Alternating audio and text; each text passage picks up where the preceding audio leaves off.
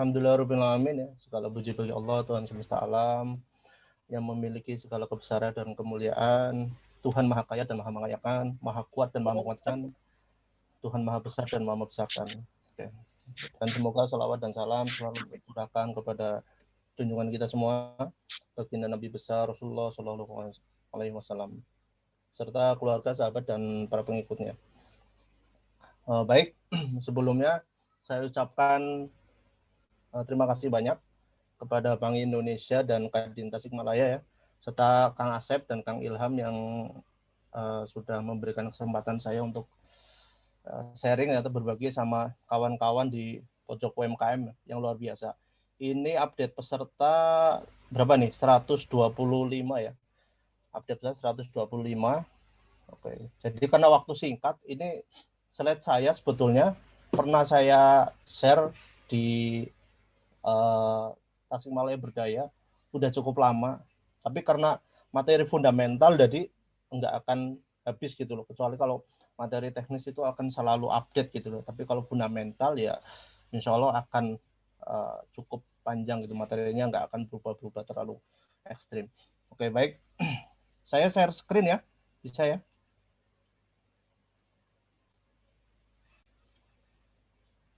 Oke, sebentar, saya share screen. Ya, silakan Mas. Oke, sebentar. Oke. Jadi slide saya sebenarnya cukup panjang, ini slide 2-3 jam, tapi saya kebut. Kalau saya nanti siap lah. Mudah-mudahan dengan selamat. Sudah kelihatan? Saya dioptimalin.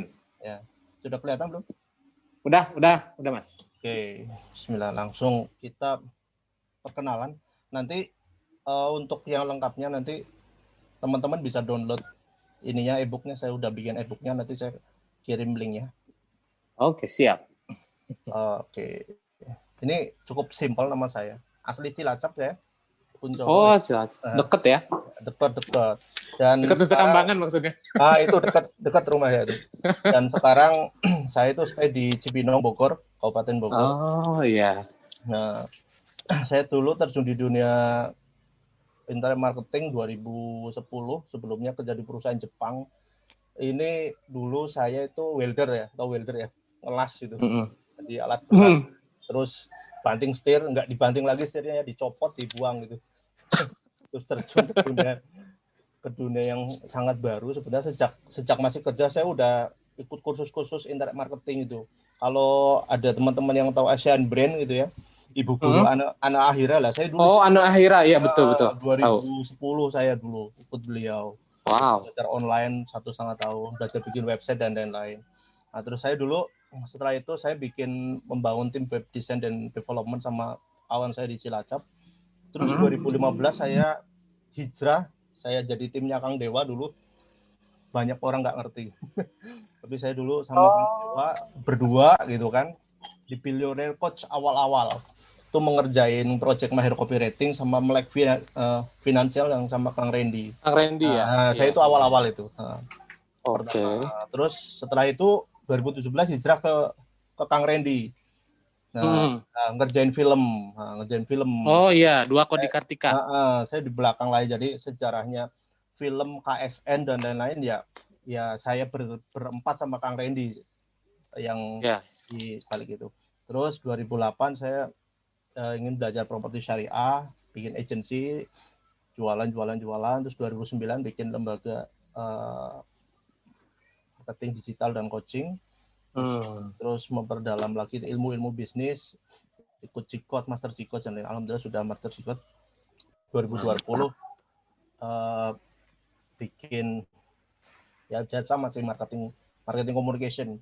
Kita ada bikin jasa video, jasa training dan lain-lain, video company profile, video produk dan lain-lain, foto produk juga.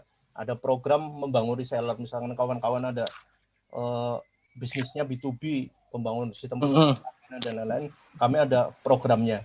Maksudnya ada konsultan untuk itu, karena untuk awal-awal kan effortnya luar biasa ya untuk membangun tim.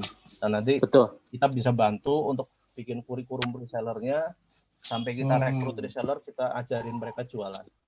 Wow, mantap ya, mantap. Ya teman-teman fokus aja produksi, fokus aja mikirin bisnisnya, teknisnya kita yang ngerjain.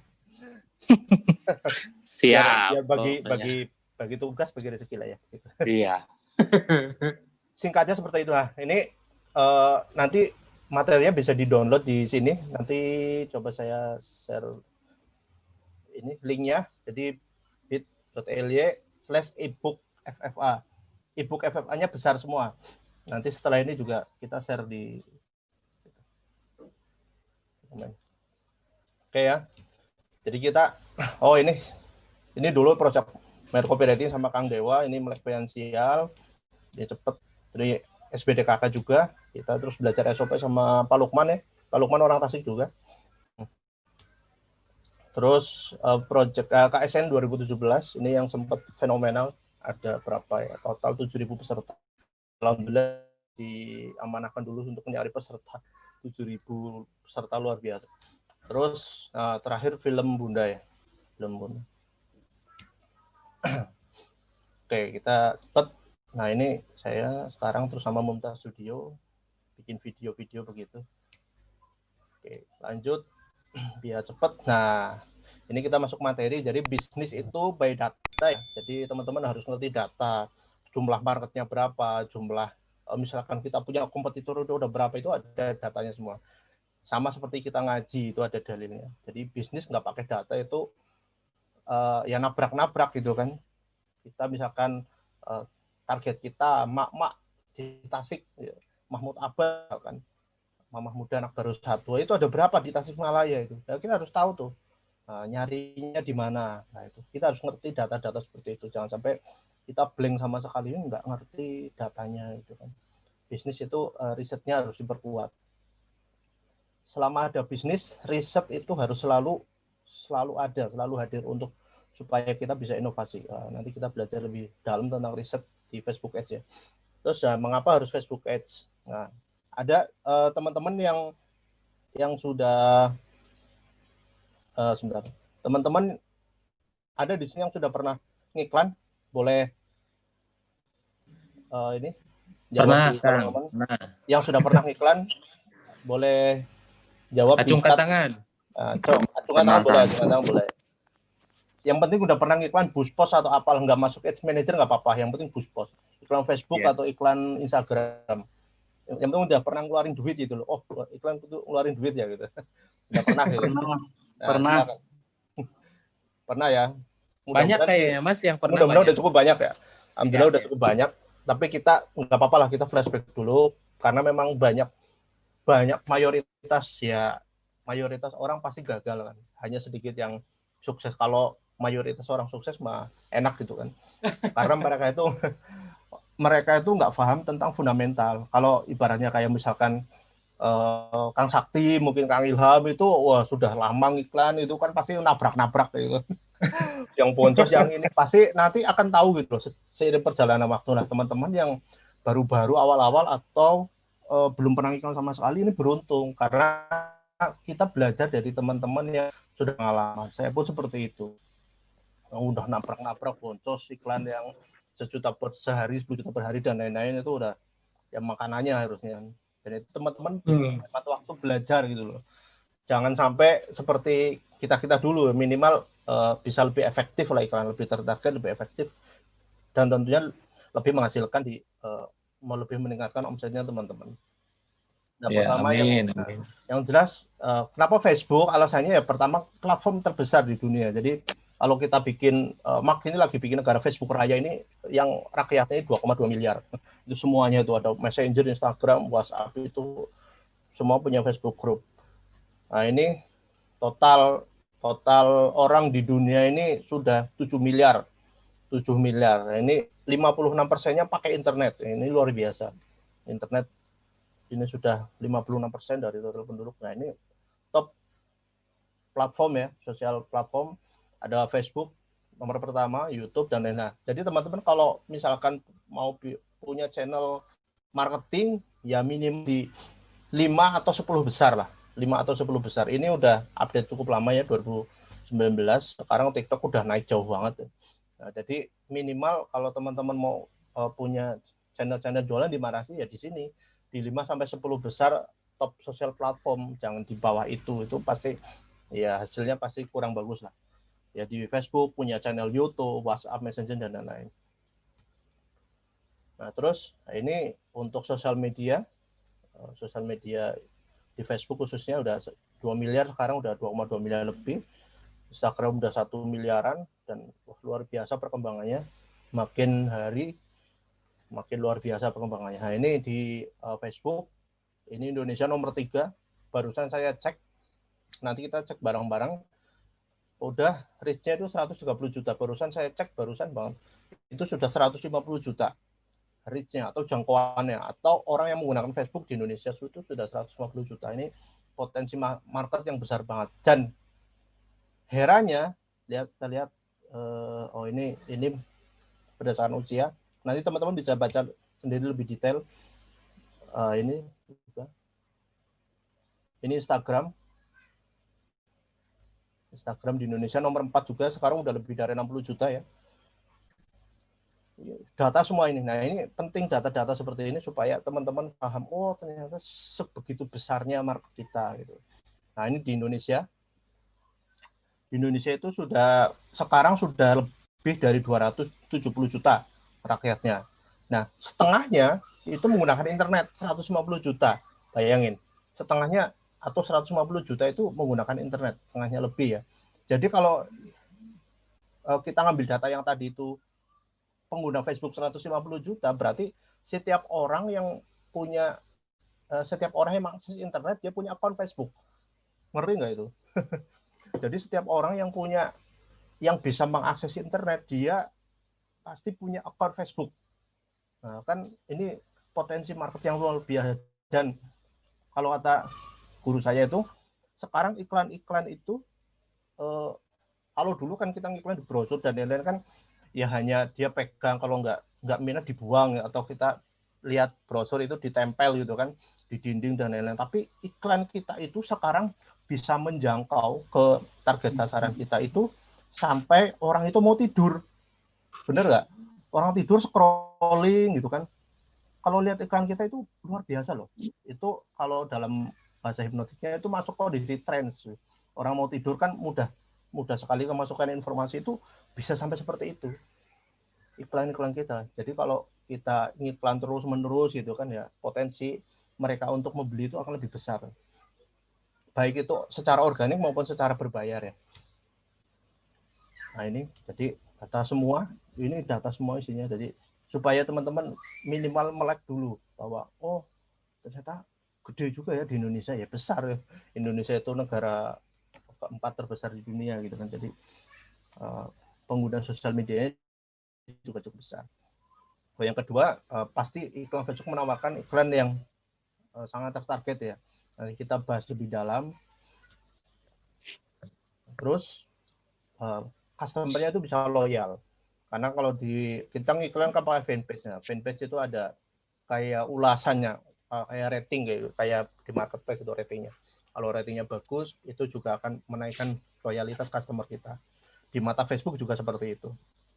Oh, ini fanpage bagus, follower banyak dan lain-lain. Itu Facebook juga senang. Tapi kalau jelek, ya otomatis semuanya akan berpengaruh ya. Jadi harus dijaga. Teman-teman harus menjaga customer. Banyak kawan-kawan kita itu jualannya itu hit and run. Hit and run itu ya jualan tuh ditinggal aja, itu customernya nggak dijaga dan lain-lain. Itu hati-hati teman-teman ketika punya customer. Jadi gini, mencari customer satu itu energinya kan besar. Jadi kawan-kawan itu harus menjaga betul-betul satu customer itu. Karena repeat order atau mereka membeli lagi itu potensinya bisa 80% daripada teman-teman itu mencari new customer gitu loh. Jadi ketika menemukan satu customer harus dijaga betul-betul. Jangan sampai dia lepas atau tiba-tiba itu sepi pembelinya, tiba-tiba tahu-tahu dia beli ke kompetitor. Itu banyak. Ada saya punya klien itu seperti itu. Klien saya itu jual baju anak, itu dia punya ribuan reseller. Reseller itu sebetulnya customernya si beliau itu, karena beliau kan supplier. Nah, reseller itu customer-nya beliau. Nah, tiba-tiba itu bulan berikutnya mendadak turun omsetnya, jatuh sekali. Ternyata setelah kita riset, ternyata reseller ini pindah ke lain hati, ibaratnya begitu. Karena ya beliau nggak menjaga itu. Nah, makanya hati-hati, harus dijaga, apalagi kalau yang bisnisnya itu reseller punya punya pasukan gitu loh, itu betul-betul diedukasi, di training begitu. Nah, konon menurut beberapa teman-teman saya yang menggunakan Google AdWords itu Facebook Ads itu lebih fleksibel aja, karena memang targetingnya agak berbeda ya. Jadi Google AdWords juga cukup bagus, cuma di beberapa produk memang agak kurang worth it, harusnya pakai Facebook Ads. Dan sebaliknya juga. Tinggal teman-teman mau yang mana gitu. Tinggal milih. Tapi kalau untuk funnel itu sales funnel kita bahas juga sedikit, itu lebih bagus di Facebook. Nanti kita bahas sales funnel. Untuk lebih mendalamnya nanti bisa kawan-kawan di workshop kita. Nah, iklan teman-teman itu nanti akan muncul kalau market itu engagement. Nah, engagement atau ngeklik iklan kita. Jadi iklan itu akan sering muncul. Karena kenapa? Menurut riset, orang ketika mau beli sesuatu, orang kalau kita mau beli sesuatu itu butuh 5-20 kali melihat iklan kita. Paham ya? Jadi orang ketika mau beli sesuatu itu dari nol, dia nggak ngerti. Itu butuh 5-20 kali melihat iklannya. Makanya kenapa iklan-iklan di TV itu setiap hari otak kita kan di brainwash, itu dihabisi itu kan sama iklan TV itu supaya kita itu mereka mau memasukkan sesuatu ke alam bawah sadar kita, ke otak bawah sadar kita, supaya informasi itu masuk. Jadi setiap hari itu iklan itu tayang terus, bahkan sehari bisa puluhan kali, karena mereka tahu berdasarkan riset itu. Jadi nggak mungkin orang itu melihat baru pertama kali lihat iklan langsung mau beli gitu kan. Itu menurut risetnya nggak begitu. Itu minimal 5 kali lah kena iklannya berbau testimoni, kena lagi misalkan tentang offernya, penawaran produk dan lain-lain. Terus kena lagi iklan video, kena lagi iklan social proof, kena lagi iklan banyak angle gitu loh. Jadi ketika setiap hari market itu dibombardir dengan iklan kita, itu kemungkinan besar itu akan berpotensi beli. Ya, jadi jangan cuma misalkan wah ini iklan baru sekali 2 kali muncul terus nggak efektif menurut kita gitu, karena kita nggak ngerti fundamentalnya, terus tiba-tiba iklan itu dimatiin gitu loh, karena menurut itu nggak efektif, karena memang mungkin munculnya baru sekali, mungkin munculnya baru 2 kali. Coba diterusin aja gitu loh, sampai nanti itu kan muncul dashboardnya ya, data-datanya. Kecuali iklan itu memang betul-betul jelek selama 5 hari atau seminggu jelek, baru itu oh ini mungkin ada yang salah targetingnya atau gambarnya atau copywritingnya, itu faktornya bisa banyak sekali. Nanti kita belajar lebih dalam. Nah, ininya lebih murah, ini contoh aja ya. Ini intinya trafficnya lebih murah. Kalau iklan engagement bisa di bawah Rp100 itu ya murah banget gitu. Kalau menurut kita. Ini dengan hasil yang cukup bagus lah ibaratnya. Ibaratnya kalau iklan Facebook mulai dari Rp10.000 kan sudah bisa seperti ini. Nah, ini jelas sekarang mempunyai banyak placement ya, atau menempati ruang-ruang. Jadi placement Facebook sekarang itu ada 15. Jadi 15 ada di newsfeed, ada di kolom kanan, ada di desktop, ada di mobile, ada di Instagram aja ada di stories Instagram, terus di mana lagi itu? Di Facebook Marketplace, ada di interstitial dan lain-lain. Bahkan mungkin sebentar lagi WhatsApp, di storiesnya WhatsApp itu akan muncul iklan-iklan Facebook, akan bersponsor gitu. Makanya ada kabar WhatsApp sebentar lagi mau berbayar ya. Karena di Brazil itu sudah ada WhatsApp payment. Nah, hanya di Indonesia belum masuk WhatsApp payment. Mungkin kalau WhatsApp payment udah ada di Indonesia, mungkin WhatsApp bisa berbayar.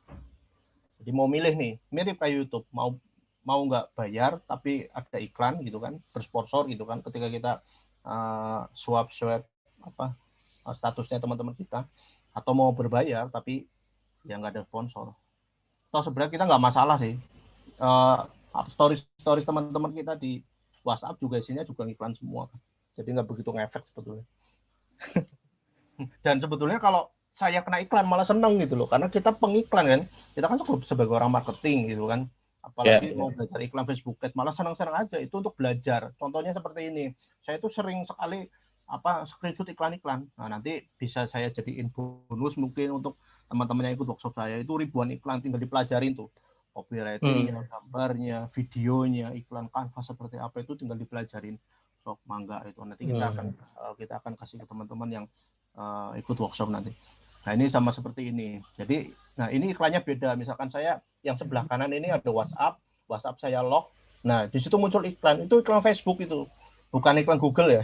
Karena waktu itu zaman itu Kang Dewa itu sama saya itu nggak pernah iklan Google gitu, iklannya Facebook. Jadi ketika misalkan teman-teman di lock gitu kan WhatsApp atau email apa itu muncul iklan Facebook. Nah, cuma placementnya yang berbeda. Seperti ini juga itu kan. Jadi ini screenshot aja, contoh-contoh. Ini iklan Facebook bukan Google. Kadang banyak orang masih menganggap ini kan Google Ads gitu kan, makanya ke Facebook. Nah, seperti ini intinya dipelajarin gitu kan. Nah, bagaimana cara bikin desainnya, cara kan ada aturannya gitu. Nah, nanti kita lebih dalam mengenai aturan desain dan lain-lain, copywriting gitu kan. Misalkan nggak boleh itu headline itu yang berlebihan. Misalkan klaim itu nggak boleh. Contoh misalkan tembus omset 100 juta dalam sebulan misalnya, itu nggak boleh. Atau 7 hari bebas jerawat, itu nggak boleh. Pasti iklan-iklan seperti itu ditolak. Terus gambar juga seperti itu. Gambar itu banyak yang diperbolehkan. Contohnya misalkan gambar yang mengandung unsur shock gitu loh. Misalkan gambarnya itu untuk iklan itu kayak mau berkecelakaan, itu nggak boleh. Misalkan gambarnya orang nodongin pistol, itu nggak boleh. Walaupun misalkan Mas itu bukan pistol kok, tapi tapi korek api, tetap aja itu. Saya mau jual korek api itu bentuknya pistol, tetap aja kalau kontennya itu ditodong itu nggak boleh sama Facebook. Karena itu akan merusak ekosistemnya Facebook. Jadi kalau orang misalkan baru bikin account Facebook serius, terus dia baru login untuk pertama kali, tiba-tiba kena iklan itu, dia nggak mau login lagi tuh. Akhirnya wah apa sih Facebook gitu kan, tiba-tiba saya kena iklan pistol gitu. Padahal dia mau jualan korek api. Ini contoh-contohnya ini kayak dulu belajar SOP, ini lagi kayak split test iklan. Nah, ini harus di split juga. Misalkan teman-teman budgetnya, contoh misalkan budget sehari 100.000. Ini iklan yang jalan jangan cuma satu. Misalkan yang kiri doang, tapi banyak iklan sekaligus jalan. Misalkan ada 6 atau 10, nah itu kan butuh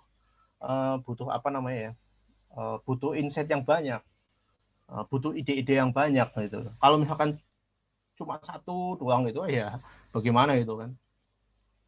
Jadi nggak akan bisa ketahuan itu efektif apa enggak, iklan itu bagus apa enggak, yang kita nggak ngerti. Harus dites gitu loh, dengan berbagai macam angle, dengan berbagai macam trigger. Misalkan ada voucher, diskon spesial, ada gambarnya testimoni, ada misalkan orang lagi packing, alhamdulillah hari ini kerudung hijab yang warna merah sold out 100 piece gitu kan, mau dikirim udah gitu aja misalkan.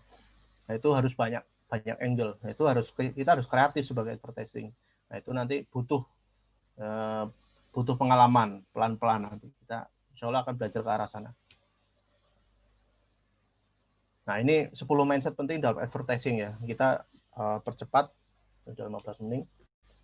Pertama ya, Facebook Ads itu sebagai alat komunikasi ya antara kita, antara bisnis kita dan customer. Gitu. Ya. Hanya kesalahan terbesarnya itu kita itu nggak mampu membaca customer. Nah, ya. Jadi pas ketika kita nggak mampu membaca customer, kita itu salah menyampaikan value produk kita ke customer. Karena kita nggak ngerti itu customer itu maunya apa, itu nggak ngerti itu. Atau kita salah bidik. Contoh yang paling misalkan offline ya, kita mau jualan dalam tanda kutip misalkan perlengkapan ibadah misalkan, ada Quran, ada peci, ada, tapi jualannya di depan gereja. Lah itu seperti itu. Itu banyak kawan-kawan yang seperti itu loh, karena nggak mampu membaca customernya apa, kita jualannya apa gitu kan. Nah makanya hati-hati, ini harus betul-betul membidik marketnya harus tepat, banyak tes. Ya memang kita harus mengeluarkan budget ya, tapi sekali lagi ya, saya juga ingatkan, budget itu, budget marketing atau khususnya di Facebook Ads itu, dia mindset kita itu sebagai investasi atau sebagai apa namanya, kalau di cost itu namanya cost variable ya, cost variable. Nanti kalau misalkan teman-teman ya, untuk awal-awal mulai dari yang terkecil dulu, tapi kalau sudah mulai besar itu masukkan dalam cost variable. Jangan misalkan saya ngebudgetin, oke katakan di bisnis kita, saya untuk Facebook Ads sebulan 1 juta aja. Nah, kita mau scale up bagaimana? Padahal mindsetnya Facebook Ads itu untuk scale up supaya lebih besar lagi, lebih banyak penjualannya. Tapi kalau budget kita cuma dibatasin fix gitu kan, 1 juta atau 5 juta atau 10 juta, ya kita nggak bisa besar gitu loh. Tapi budget Facebook Ads itu masuk di variable cost ya. Jadi misalkan kita mau butuh lebih besar, ya budgetingnya lebih besar gitu loh. Mau lebih besar lagi gitu loh. Awalnya mungkin sehari 10.000, naikin 25.000, naikin 100.000, bahkan ada yang sehari 1 juta. Bahkan kawan saya itu sudah sehari itu 100 juta, 300 juta, karena mereka variable cost. Kalau kita pengen sudah menemukan market yang tepat, ya sudah, berani aja. Itu tinggal masalah keberanian. Kalau kita nggak berani ya saya mau bilang apa? Kalau nggak berani, saya tinggal masalah keberanian. Bismillah, budget gitu kan. Terus yang kedua, nah tugas Facebook itu hanya menyebarkan nilai tambah produk kita ya, bukan apa ya, bahasa ininya, guyonannya itu bukan mengeruk harta karun, bukan seperti itu, tapi untuk menyebarkan nilai tambah produk kita ke sebanyak mungkin orang. Karena apa? Coba, mungkin teman-teman yang temannya di sini ada 5.000, banyak. Yang Facebook kan pertemanannya dibatasin ya 5.000. Kalau 5.000 udah full, larinya ke follower ya. Jadi ada 2. Nah, coba teman-teman yang di sini ada 5.000 udah full pertemanannya ada. Coba kalau update status itu berapa yang like? Kayak tadi dibilangin sama Kang Sakti itu, informasinya engagement itu hanya 1% kan dari jumlah follower. Kalau follower kita 10.000 berarti berapa tuh yang engagement? Cuma 1%, berarti cuma 100 orang. Kan dikit banget itu kan. Nggak make sense, nggak worth it kalau itu memang khusus jualan, kalau kita ngejarnya engagement. Tapi kalau itu untuk menyebarkan nilai tambah kita, ya mau nggak mau gitu loh, itu memang harus pakai ads. Ya Kang Sakti juga pasti pakai ads ya. Jadi kan ya karena beliau pernah somasi, pasti dia pakai ads gitu kan. Kalau nggak pakai ads nggak mungkin iklannya kemana-mana gitu kan. Nggak mungkin Instagram buka tab gitu kan. Ada mafia Insta gitu kan. Nah karena seperti itu, kalau ingin value kita atau nilai tambah kita diketahui oleh banyak orang, ya kita harus mulai menyisihkan uang, atau bukan menyisihkan uang sebetulnya, mengalokasikan untuk budget itu. Nah, ini story ya. Nah, story atau create konten. Nah, konten itu yaitu rajanya lah sekarang kalau di sosial media. Jadi konten apapun, mau di YouTube, mau di Facebook, apalagi kalau di Facebook kayak gitu ya. Di Facebook juga konten-konten storytelling juga cukup banyak, dan itu bagus-bagus gitu loh. Nggak cuma di organik saja gitu. Tapi yang jangan lupa, setiap kali ada konten pakai story, itu harus ada call to action-nya. Jangan sampai orang sudah baca konten kita menarik sekali, ternyata nggak ada call to action-nya. Itu pernah ada kasus seperti itu. Jadi reach-nya banyak, sampai ratusan ribu mungkin atau jutaan, tapi kok nggak ada yang, misalkan kita ada yang beli, ada yang daftar dan lain-lain, ternyata dia lupa naruh call to action. Itu kan itu jangan sampai seperti itu. Oke, terus nah ini yang keempat, fundamentalnya awalin iklan itu mengasumsikan market di Facebook itu sebagai cold market ya, nanti kita ya. Jadi market yang belum kenal produk kita. Nah, ya kan, cold market itu yang belum kenal produk kita. Jadi kalau di panelnya seperti ini ya. Jadi ini sudah familiar banget pasti teman-teman ada traffic temperatur. Nah, untuk pertama iklan awali itu mulai dari sini dulu, gitu kan. Jadi asumsikan orang itu walaupun itu teman kita, walaupun itu tetangga kita, untuk awal-awal itu mengasumsikan orang itu nggak kenal produk kita, nggak kenal siapa kita, terus nggak kenal bisnis kita apaan gitu kan. Itu asumsikan seperti itu supaya kita enak mengedukasinya. Setelah itu baru itu lari ke wow. Setelah mereka sudah mulai aware gitu kan, makanya ada brand awareness, ada reach, tapi kita loncat ke engagement itu supaya di Facebook itu udah jelas banget gitu. Jangan langsung loncat ke konversi atau langsung ke hot market gitu kan, nanti ya banyak teman-teman kita yang boncos keluarin budget gede tapi nggak menghasilkan karena iklannya itu langsung ke konversi. Jadi sama Facebook udah diajari, dia langsung ke udah sama Facebook diajarin yang urut gitu kan. Ini harusnya iklan tuh yang mulai dari sini dulu supaya murah. Kalau brand kamu sudah mulai terkenal, baru kamu iklan yang engagement untuk menimbulkan interaksi ya. Ada video, ada pakai pokoknya engagement lah dan lain-lain. Itu baru nanti kalau engagementnya udah bagus, nah coba deh iklanmu dimasukin ke konversi. Bagus nggak konversinya begitu. Jadi nggak langsung tiba-tiba iklan itu langsung konversi. Apalagi target marketnya itu interest gitu. Wah itu masih mentah banget dan pasti akan dalam tanda kutip boncos, mengeluarkan budget besar tapi nggak menghasilkan apa-apa. Kecuali mindsetnya udah bener loh. Ya, jadi teman-teman juga minimal ini fundamental seperti ini yang penting banget. Nah, artinya ketika di sini itu beda kondisi ya. Cold market kondisinya beda, warm market sudah kenal produk kita. Orang-orang sudah banyak nih kenal produk kita, tapi dia belum pernah beli, belum pernah nyicipi gitu ibaratnya. Itu gimana caranya supaya mereka beli? Nah, itu ada caranya itu kan. Dipercepat namanya. Kalau di Blue Ocean strategi namanya dipercepat. Warm market ini dipercepat supaya jadi hot market, supaya beli. Dengan cara apa? Kasih penawaran. Beli 2 gratis 1, diskon 50%, diskon 70%. Nah, hanya untuk 3 orang, hanya untuk 10 orang. Nah, seperti itu supaya mempercepat mereka beli, minimal beli dulu gitu loh. Nanti baru dia merasakan oh bagus kualitasnya, misalkan makanannya enak, baru dia mindset oke, repeat lah beli lagi ya, seperti itu. Nah, terus kalau sudah jadi hot market, mereka sudah beli, sudah ada database-nya, kita simpan ya, kita jaga baik-baik supaya ketika kita contoh kita mengeluarkan produk baru, new product, ini kita jualannya ke hot market dulu. Makanya semua customer kita, nah ini PR ya buat teman-teman, catat nih. Nanti setelah ini PR-nya itu satu, mulai merapikan database. Nah, database hot market siapa? Minimal database hot market. Orang-orang yang sudah pernah beli produk kita. Mulai dari nama, alamat, email, mungkin kalau ada nomor WhatsApp, dan lain-lain. Sedetail mungkin itu lebih bagus. Itu data itu di di data ulang, itu nomor-nomor resi yang lama itu kan ada alamat nomor telepon, itu dia ambilin di data uang, dirapihin di Excel. Itu kemarin yang saya lakuin ketika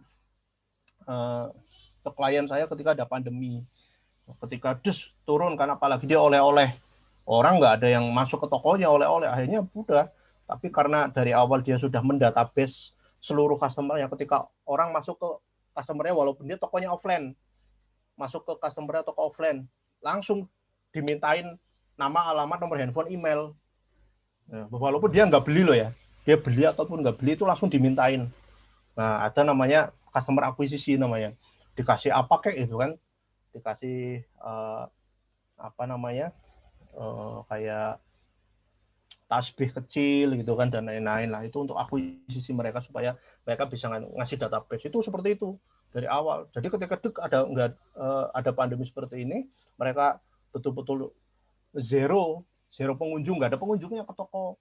Akhirnya ya udah, dia punya database hot market yang sudah pernah beli ada 3.000 orang.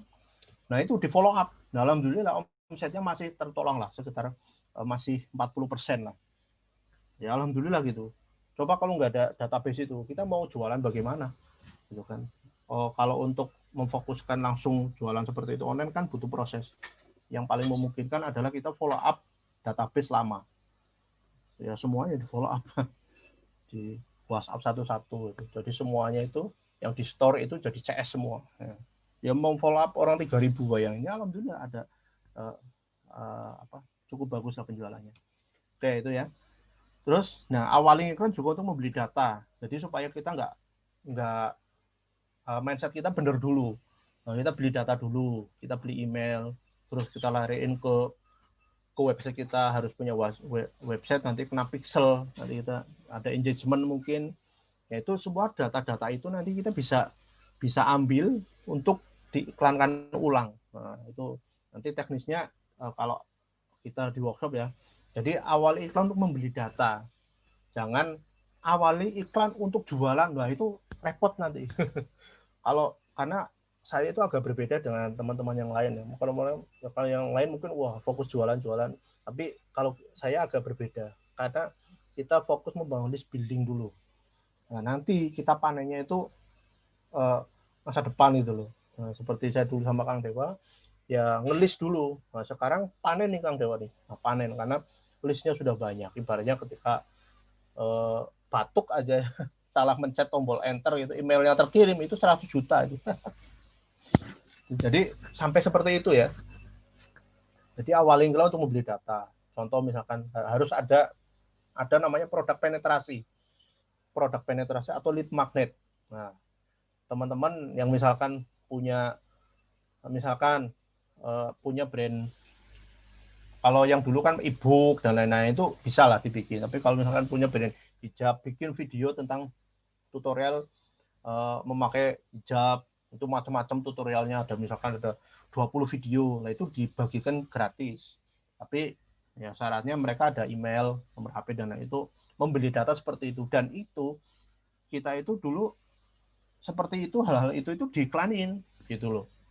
Kita share sesuatu yang gratis tapi kita keluar biaya untuk budget iklan, itu namanya customer acquisition gitu. Contoh misalkan saya pernah ngiklan, misalkan contoh e-book ya, saya pernah ngiklan budget 100.000 sehari.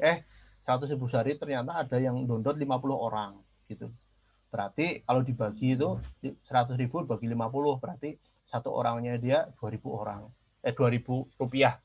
Jadi customer akuisisinya 2.000 rupiah per orang yang mendownload. Itu harga orang tersebut itu harga database-nya itu 2.000. Tinggal nanti kita mau juali produk apa lagi setelah kita orang itu mendownload si e-book tersebut. Sama di hal-hal yang lain juga bisa. Contoh yang ya misalkan punya hijab, kayak misalkan Mas Ilham, ya bikin lead magnetnya apa sih supaya orang itu memberikan database kita. Nggak beli dulu nggak apa-apa. Memang tujuannya itu bukan untuk membeli produk kita, tapi untuk mengakuisisi dapat data ya Mas. Database ya. Itu sangat penting untuk di awal-awal.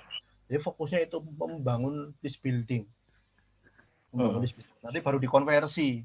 Nanti ada lagi. Jadi sabar. Buru-buru jualan gitu. Jualan mindsetnya dibenerin dulu. Nah, terus mulai budget iklan dari yang terkecil. Jangan gede-gede. Misalkan, Mas, saya punya 10 juta. Saya habisin ya. Mau nggak itu? 1 juta sehari. Facebook juga nggak mau gitu kan. Facebook juga pelan-pelan gitu. Jadi harus mencari dulu market yang bagus. Misalkan ada yang engagement yang bagus, baru lari dikonversi, baru dinaikin gitu kan. Facebook juga nggak mau, karena ibaratnya Facebook juga nggak mau dituduh boncos gitu. Ibaratnya udah ngeluarin budget gede-gede, ternyata nggak efektif. Facebook nanti yang dituduh gitu kan. Padahal mindset kita yang nggak bener gitu. Itu banyak seperti itu gitu. Jadi Facebook juga pengen mencariin target market sesuai dengan yang kita mau gitu loh. Jadi pelan-pelan gitu. Kalau tiba-tiba jedar 1 juta sehari, 5 juta sehari, itu reach-nya kan lebar banget, besar banget, dan itu pasti Facebook akan kesulitan juga gitu loh, akan menemukan market kita gitu. Jadi mulai dari kecil dulu, pelan-pelan, baru kalau ada engagement-nya bagus atau konversinya bagus, baru dinaikin, pelan-pelan di scale budget. Nah, seperti itu. Itu dasarnya dulu. Terus, split test juga penting yang tadi saya bilang. Jangan budget iklan 100.000 contoh, itu cuma iklannya yang jalan 1 gitu kan, 2 itu ya, lebih banyak gitu. Kalau 100.000 itu bisa 6, bisa 8 itu sekali jalan itu bisa. Mungkin kayak sampai 10 kalau iklan engagement itu masih bisa. 10 iklan sekaligus jalan. Jadi banyak angle. Jadi misalkan iklan 1 sampai 10 jalan. iklan satu set muncul di target marketnya nggak seneng, di skip pasti di scroll doang, ada iklan. Misalkan saya mengasumsikan itu seperti itu. Kalau saya melihat orang ngiklan itu mengasumsikan loh, kalau iklan saya seperti ini gimana ya, di like, engagement nggak, atau beli nggak, itu saya seperti itu. Nah, di anggap saja iklan pertama itu di skip doang. Nah, terus muncul lagi iklan itu, wah ini agak bagus nih gitu, angle-nya, desainnya dan lain-lain. Wah, cobalah komen atau like, dan terus muncul lagi gitu loh. Muncul terus gitu. Tapi beda-beda, gambarnya beda-beda, copyrightnya beda-beda, seperti itu. Jadi yang di split test juga banyak. Minimal kalau yang nampak tampilan depan kan ada gambar ya. Ada gambarnya, fotonya, foto produk atau testimoni dan lain-lain, sama ad copy-nya atau copywriting. Dan mungkin ada call to action-nya, itu bisa dipilih. Dan yang lain-lain yang bisa di split test itu kayak demografi, behavior, usia, lokasi, dan tempat munculnya iklan atau placement, itu bisa di split test. Itu banyak variabel, tinggal kita maunya yang seperti apa, kreatif lah. Maka advertising itu harus kreatif. Nah, ini contohnya ya, ini yang diambil dari Facebook, ini contoh split test. Jadi yang apa bedanya? Nah, bedanya yang sebelah kanan ada tulisannya lah, ibaratnya di add image-nya, di gambarnya itu dikasih keterangan penawaran. Yang menarik mana? Ya dites dulu. Nah, mungkin yang menarik yang sebelah kanan. Terus, nah seperti ini, sama copywriting-nya sama, beda gambar. Caption di gambarnya juga berbeda. Nah seperti itu. Dites dulu yang bagus yang mana. Nggak bisa kita mengklaim, iklan yang kiri pasti lebih bagus, engagement-nya belum tentu gitu, tanpa kita mentes. Bahkan ini ada cerita lucu. Jadi kawan saya itu mau update profil, foto profilnya di Facebook mau ganti. Itu dites dulu, diiklanin pakai Facebook Ads. Jadi ada 4 foto gitu kan, foto 1, 2, 3, 4 itu dites pakai iklan Facebook. Nah, menurut teman-teman, kalau saya mau ganti foto update foto profil, menurut teman-teman yang mana yang paling bagus, nomor 1, 2, 3 atau 4, seperti itu, sampai seperti itu gitu loh. Jadi harus dites dulu, nggak ada sesuatu yang pasti soalnya. Menurut kita bagus, tapi menurut audiens nggak bagus, ya akhirnya nggak jadi konversi ya. Nah, seperti itu. Nah, ini siap. Mas. Gimana? Okay. Sampai sini dulu ada pertanyaan? Ya. Kayaknya banyak banget pertanyaan. Banyak banget ya? Oh, udah ya, sama apa sambil ini, sok mangga kalau mau bertanya. Mas Kuncoro, barangkali nanti saya ini ya, sekarang tanya jawab dulu, nanti setelah ini melanjutkan materi sampai selesai, baru tanya jawab di akhir ya. Siap. Ini sebelumnya saya mohon maaf Mas Rusdi ya, yang ini izin bertanya secara live terus. Izinnya nggak ke saya, ini izinnya ke Kang Rijal. Kang Rijal bisa ini nggak dibantu? Ini katanya Mas Rusdi mau bertanya secara live. Oh gitu, silakan. Itu boleh nanti Kang Ilham yang pilih yang mau bertanya secara langsung, nanti dibuka mute-nya. Oke. Ntar, soalnya saya pakai HP ini. Oh bentar. Bisa dibantu nggak Kang Rijal? Oh boleh. Ya dibantu aja ya buat itunya, teknisnya ya. Ya. Siap. Mangga, itu katanya ada yang mau bertanya live. Halo, cek tes. Mangga. Siap. Cek. Halo. Ya. Siap. Halo, assalamualaikum Mas Kuncoro. Waalaikumsalam. Selamat siang juga Kang Ilham, Kang Rijal. Terima kasih sudah diberi kesempatan untuk bertanya. Iya, Mas, silakan. Yang mau ditanyakan adalah tentang tadi slide tentang beli data, Mas. Ya. Nah, itu kan pixel yang saya mau tanyakan adalah topik tentang pixel. Kalau di awalnya itu kita targetingnya itu sudah, kalau salah lah istilahnya, targetingnya nggak benar. Pixel itu kan sudah terkumpul pada website. Ya. Itu terkumpul sampai 1.000 lebih gitu, 5.000 lebih. Tapi ternyata di awalnya salah gitu. Itu berarti datanya jadi sampah ya istilahnya gitu. Pixelnya nggak guna, nggak bisa dipakai juga berarti nanti kita buat retargeting dan campaign-campaign yang lain lah yang berhubungan dengan produk kita gitu. Siap. Misalkan gini Mas ya, contoh aplikatifnya. Jualan hijab misalkan gitu, jualan hijab, tapi targetingnya ternyata interest yang tidak untuk bayar hijab. Nah, tapi orang itu ngeklik gitu loh, dan terekam pixelnya, tapi nggak ada punya daya beli. Nah itu berarti datanya sampah ya? Ya sebenarnya gini, udah itu aja. Ya itu pixel intinya gitu Mas. Makasih banyak. Makasih. Contoh ketika kita mentarget ya, siap. Oke ya. Langsung jawab ya. Ya silakan Mas. Jadi contoh kita mentarget sesuatu, ya memang kalau kita target sesuatu itu kita asumsikan itu menurut kita kan benar. Kalau kita mentarget market gitu loh. Baru ketika kita dites loh, ternyata seperti ini salah gitu kan. Tapi kalau kita awal-awal mengasumsikan berarti oke, menurut kita target ini benar. Contoh ketika itu kan pasti nggak semua yang kita target yang kena reach itu pasti kan mengklik kan gitu kan. Contoh yang klik cuma misalkan contoh katakanlah dari 100.000 orang yang reach gitu kan. Contoh 1.000 orang yang klik gitu kan, berarti cuma 1% gitu kan. 1% yang mengklik. Nah, 1% yang klik itu berarti dia interest dengan iklan kita, betul nggak? Interest dengan iklan kita pasti gitu. Nah, yang 9.000 dia nggak interest iklan kita, dia nggak ngeklik gitu loh. Minimal dia sudah jadi warm market tadi ya, sudah jadi marketnya sudah ngerti lah bahwa oh ternyata jualannya seperti ini. Tinggal memang kalau pixelnya itu page view itu masih dalam tanda kutip kan masih mentah, harus diiklanin lagi. Mungkin iklannya itu soft selling gitu kan, mungkin iklannya rada-rada covered selling gitu kan. Contoh misalkan covered selling yang tadi saya bilang, misalkan ada tim kita itu yang lagi packing di foto cekrek gitu kan, alhamdulillah, nah itu covered selling, alhamdulillah hijab yang warna merah hari ini sold out 100 piece. Nah itu kan nggak ada bau-bau jualan. Itu supaya menimbulkan orang penasaran aja.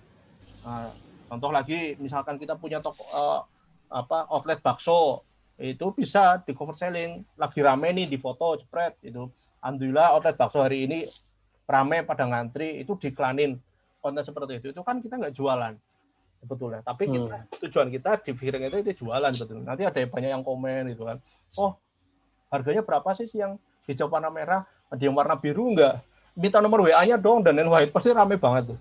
Iklan seperti ini bisa rame. Nah, itu maka ketika orangnya sudah kena terekam pixel, minimal dia sudah berpindah kuadran lah, dari cold market jadi warm market. Mereka sudah paham gitu. Tinggal kita nanti permainannya masih tetap bisa di follow up. Maksudnya masih tetap bisa di retargeting. Tapi kontennya jangan langsung hard selling. Ya. Kalau hard selling itu dari buyer kita. Contoh kita punya database buyer. Misalkan yang terdekat Amil Hijab punya database 10.000 customer yang sudah pernah beli. Itu di custom audience kan, baru itu yang di look like gitu loh. Itu di look like. Nah, itu cukup bagus hasilnya. Tapi kalau look like-nya dari pixel juga masih mentah banget. Apalagi pixelnya page kan. Tapi kalau look like-nya dari misalkan purchase itu bagus. Jangan dari yang page view. Itu. Nah, itu seperti itu. Jadi artinya barangkali Mas Kuncoro, data tersebut yang nggak jadi sampah gitu ya. Iya betul, nggak jadi sampah. Bisa di retargeting, tapi nantinya juga dengan retargeting itu akan kesaring lagi gitu mungkin ya. Iya betul. Oke, siap. Kita lanjut ke pertanyaan selanjutnya Mas. Ya, langsung. Ini sebenarnya banyak yang teman-teman di sini yang bertanya itu masih basic banget. Jadi kalau yang gimana cara beriklan di Facebook gitu ya dan sebagainya, itu mungkin bisa dicari aja di YouTube juga banyak ya teman-teman untuk cara ininya. Tapi saya lebih nanti milih mungkin yang bisa dibahas di sini lebih spesifik gitu. Betul. Nah, ini mungkin ada yang agak spesifik. Ini dari Mbak Fajriyah Nur Hidayati.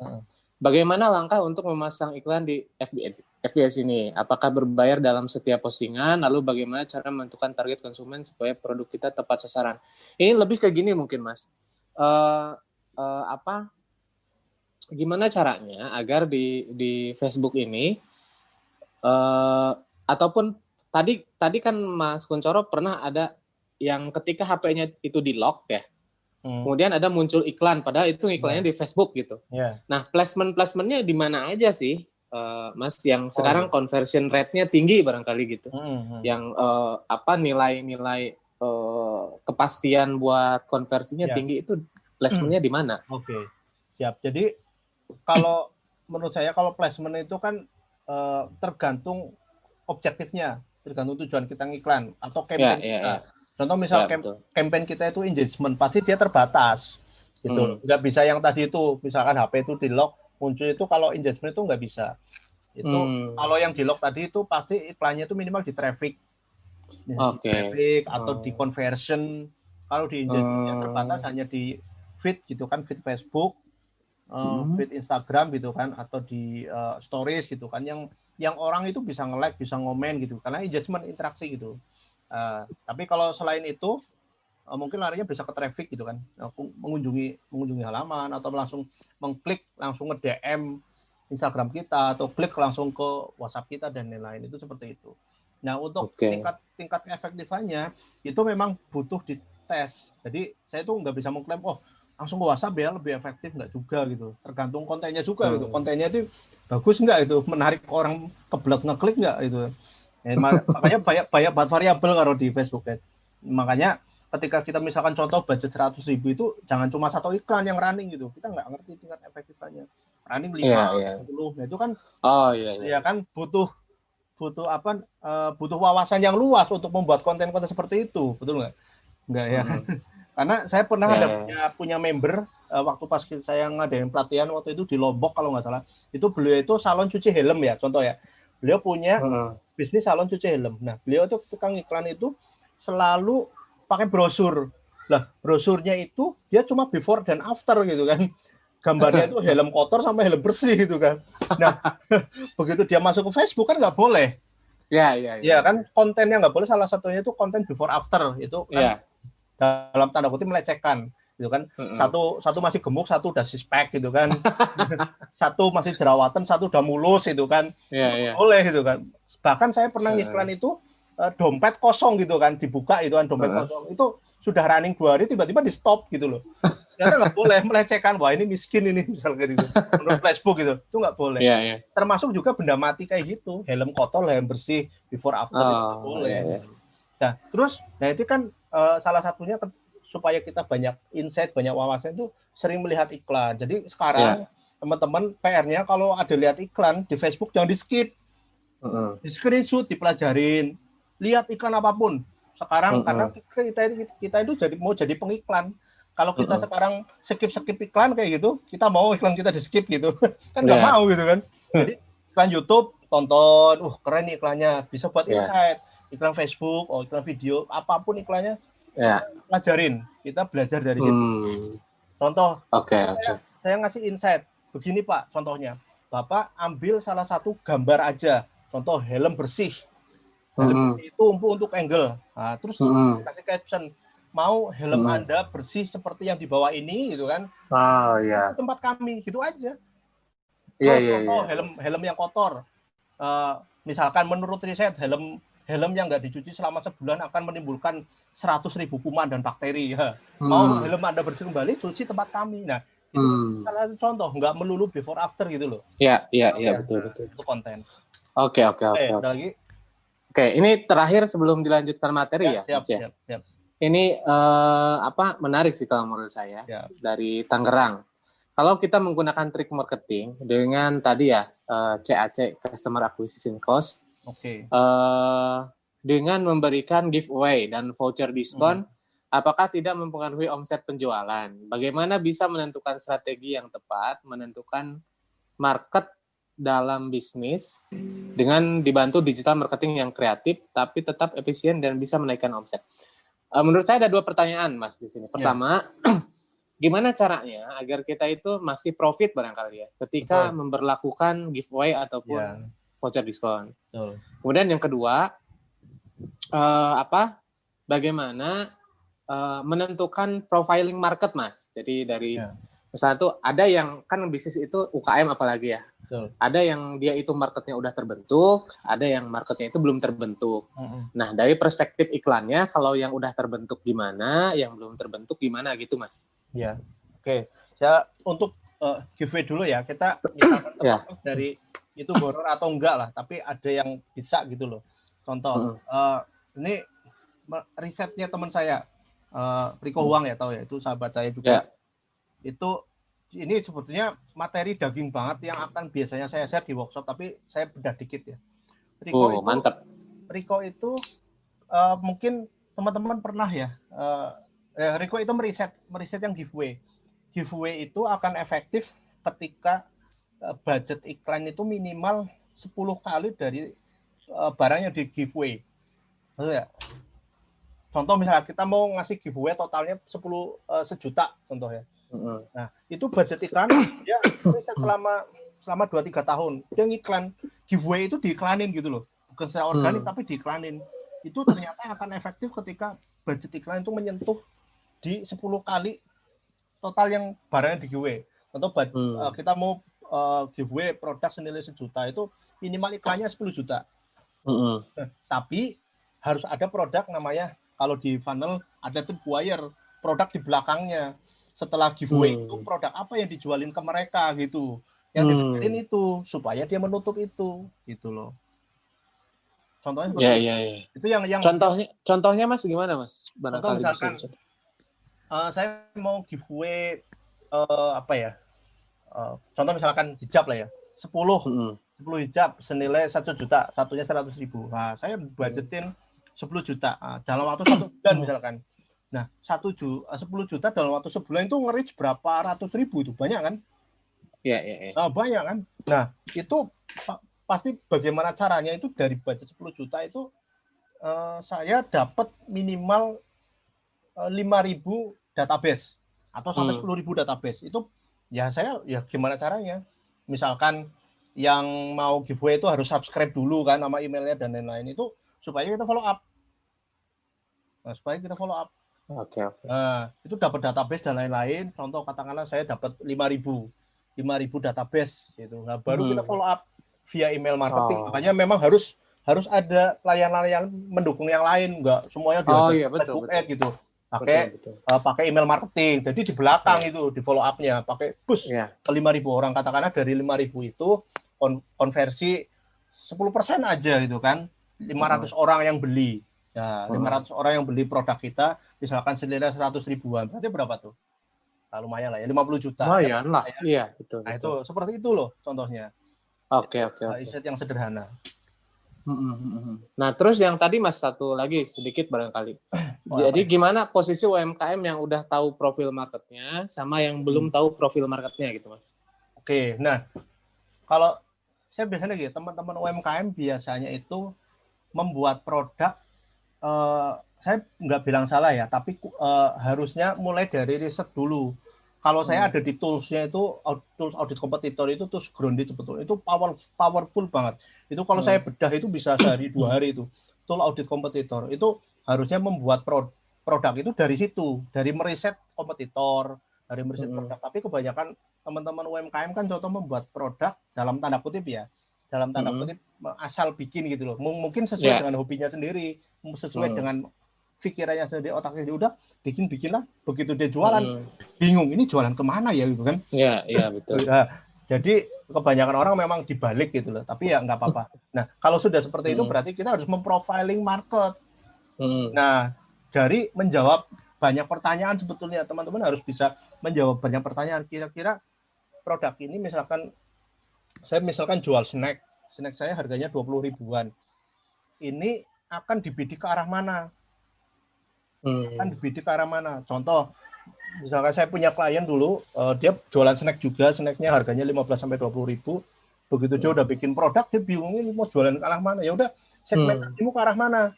Oke, anak mudanya usia berapa sampai berapa? Nah, itu hanya business owner yang tahu. Ya, kan? Betul. Kalau saya yang ditanya seperti itu kan harus meriset dulu. Betul. Jadinya mentoring gitu kan.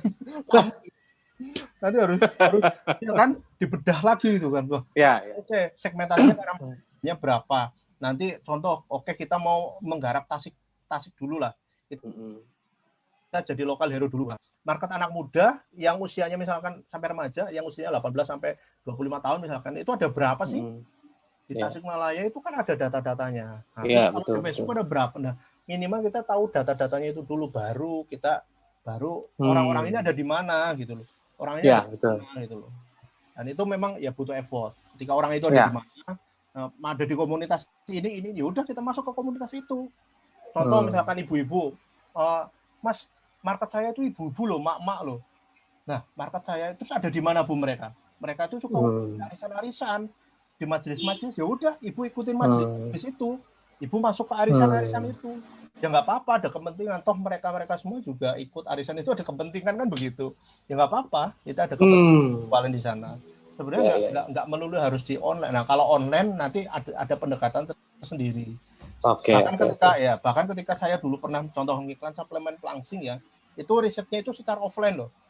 Secara offline. Contoh misalkan saya jualan suplemen pelangsing, marketnya itu kan orang-orang gemuk kan, kita saja lah, marketnya orang-orang gemuk. Nah, ketika itu kan blank sama sekali. Ini orang-orang gemuk ini kalau di Facebook ini di mana yang ngumpulnya? Nggak ngerti kan? Hanya kita cari itu satu untuk valuasi aja. Cari 1 sampai 10 orang gemuk yang ya cari aja di mall, di pasar, di mana gitu kan. Cari aja orang gitu. Ketika ketemu orang gemuk, tadi sapa tanya, "Mas kalau ada punya akun Facebook nggak, Instagram nggak?" Kalau di Instagram itu sukanya melihat-lihat apa, di Facebook itu kalau posting apa, dan dari situ kita akan tahu behavior-nya mereka. Baru kita research online. Kita untuk hajar marketing. Seperti itu. Oke. Ya, saya dapat poinnya sih, Mas. Jadi kalau bagi teman-teman UKM yang misalnya tuh belum tahu target marketnya atau profil marketnya, bisa juga dengan misalnya itu setiap pembeli, setiap orang yang beli itu dicatat. Dari segi tinggalnya di mana, usianya berapa. Nah, itu nanti diduplikasi terus rata-rata yang paling besar. Ingat, target market itu mayoritas ya, teman-teman. Jangan semua usia gitu. Jadi yang beli produk teman-teman itu usia berapa sampai berapa, ya itu target marketnya berarti mayoritas ya. Tapi kalau yang udah punya profil marketnya, nah berarti tinggal men-scale up-nya dengan ya digital marketing tadi gitu. Ya, betul. Nah, oke, Mas Kuncoro, supaya lebih tenang ini nanti tanya jawabnya barangkali bisa diselesaikan dulu Mas materinya. Siap. Karena supaya masih enak. Siap. Lanjut Mas. Nah, kita lanjut yang ke-8 ya mindsetnya. Ini lanjut aja, ini udah nggak ini. Ya, lanjutnya. Ini kalau ya pemula ya belajarnya yang simpel-simpel dulu tapi yang menghasilkan ya, traffic, video vis, dan kalau yang website conversion funnel ya nanti kita pelajarin tapi yang sederhana. Enggak yang rumit-rumit itu.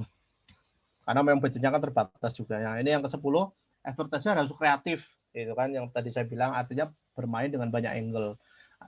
Ya kita harus liatin banyak iklan. Kita kalau lihat iklan jangan skeptis lagi, wah iklan mulu gitu kan. Nah, kita juga mau iklan.